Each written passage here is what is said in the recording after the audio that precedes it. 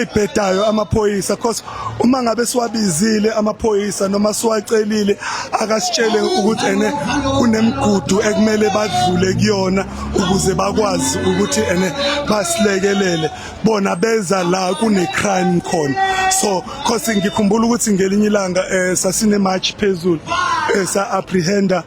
ama foreigners aye illegal sawathatha sawasa police station and uma sifike police station amaphoyisa into asitshela yona ukuthi lento esiyenzile ayikho emthethweni ifana ne kidnapping, so lento esiyenzile singaboshwa nokuboshwa and base bethi kuzona zonke izinto esizenzayo kufanele sizenze but sibheke ukuthi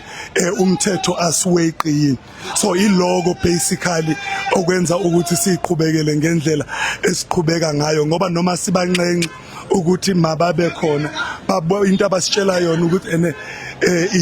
kukhona yini i-requisition noma incwadi esibhalile ebanxusayo ukuthi ngalolu suku sicela ukuthi bahambe nathi and bathi futhi abakwazi ukuthi basiphelezele uma ngabe senza site poelo operations ngenxa yokuthi bona njengamaphoyisa kuzobukeka as if bahamba nathi as march against lezi tolo ngoba kunezitolo ezi operator legally kunezitolo ezi operator illegal. So base basitshela nokuthi like kunama programs abawenzayo on a weekly basis abangeke bawa disclose ukuthina yingakho bengeke bakwazi ukuthi ahambe nathi amaphoyisa.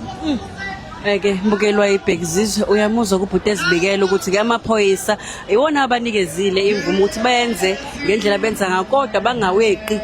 umthetho ukuze bavimbele ukuthi bangaboshwa. So njengamanje bayazilawula ukuthi yonke into ayihambe ngendlela kungabi khona umuntu abamlimazayo angabi khona ukulutha okwenzeka khona njengoba iqhubeka njengamanje imarch